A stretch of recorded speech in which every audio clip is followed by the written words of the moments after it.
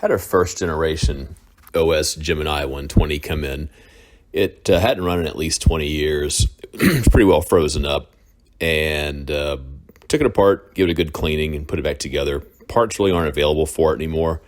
I was able to get new bearings from Boca, but most everything else just kind of went back in as it had come apart, except cleaner and ready to roll. So I'll do a little voiceover here and there to supplement what we have on the screen.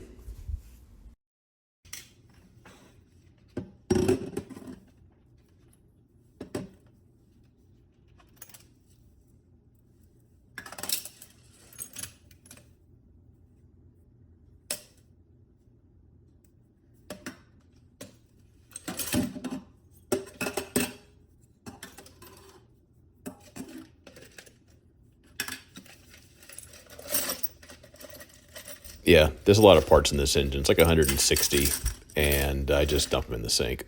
It's fine. You gotta be careful with them, though.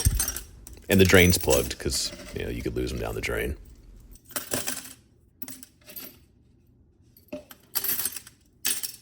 They all go in there, and they get squirted down with Dawn Power Dissolve. It's a commercial dishwashing liquid power dissolver that really, really breaks up the castor oil, varnish, and gunk and gets these things looking brand new. You'll see later with the camshaft, parts that look like they'll never be cleaned again come out pretty well sparkling new. And yes, I know, they make ultrasonic cleaners. I don't have one. This works fine. It takes a while, though.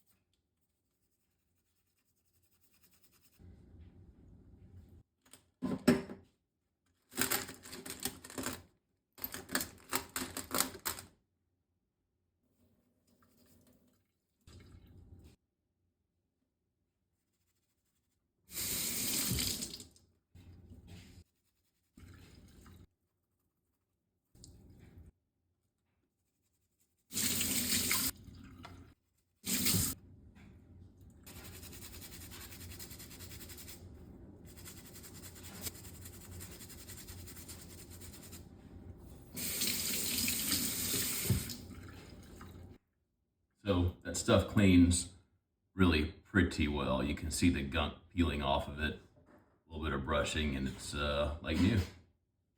I don't take the rings off unless I am going to be replacing them, and right now RMJ is out, so I'm gonna put these back on and see how we do. But I do give them a little twist just to get all the gunk out, and a good drying and oiling whenever I'm done, because those rings will rust.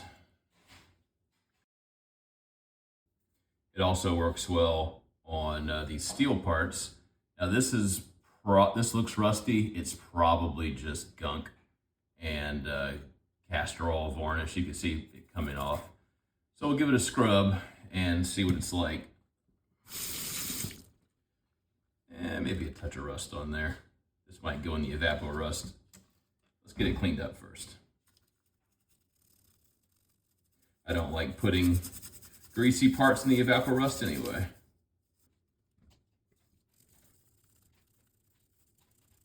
Okay. The rest of this 120. Takes 120. The big gear on the can is wet. Whereas on 160 solid plate. No, this might be good enough. A little brush. Steel brush here. Sometimes when these are in super bad shape, they'll go in the evapor rust, and that'll get rid of all of this. Rarely are the bearing surfaces rusted because the bearings are in contact with them, and they seem to keep them pretty shiny, or at least keep a lot of the moisture off of them on really bad engines. But this one is going to be good enough with just a little wire brushing.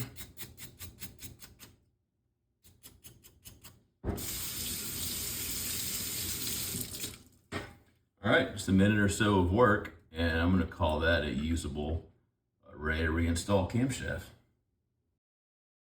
And the parts just keep adding up. This looks like it only took a few minutes. It probably took 2 or 3 hours. It's not fast. It's kind of a neat way to do it. You get to check out every part, give it a good inspection while you're cleaning it. If I did this a lot, I'd have an ultrasonic cleaner, but this is fine.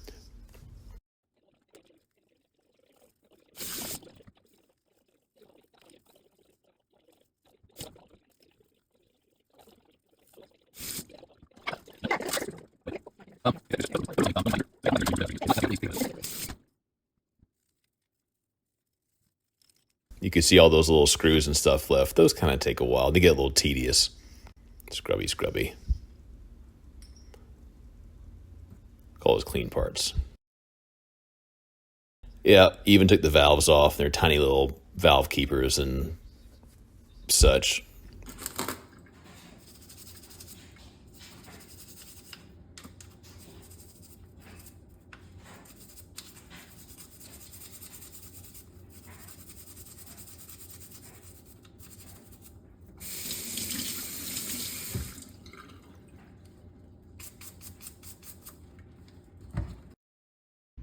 So the bearing in here for the camshaft, there's an old steel bearing and it was just bad. You can get these out by packing in little bits of paper towel. Let's see if you can see that.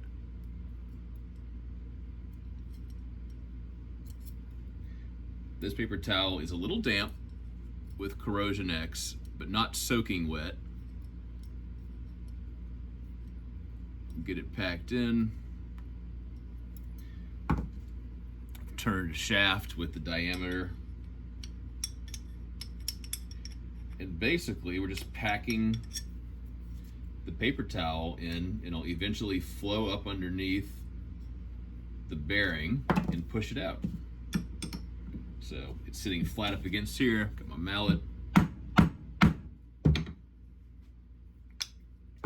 Just keep doing it until it comes out.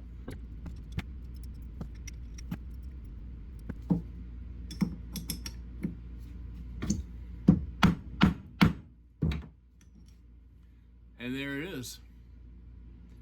That bearing was stuck, and then you're left with a plug of very hard paper towels at the end. So I'd tried that trick before and never got it to work. I even tried it with this engine, and turns out the trick is if the paper towels are too wet, they'll just break apart and squeeze through the bearings.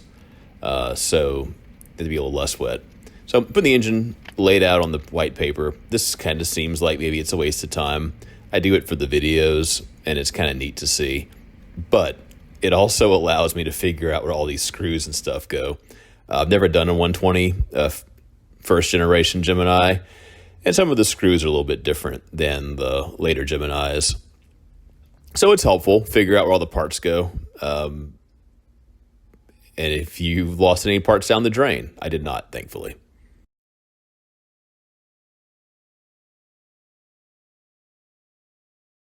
And like it says there, I deleted the video of the reassembly. It looks an awful lot like the disassembly, but the other way around, so you could just watch that again backwards. All right, this is the 120 Gemini first start.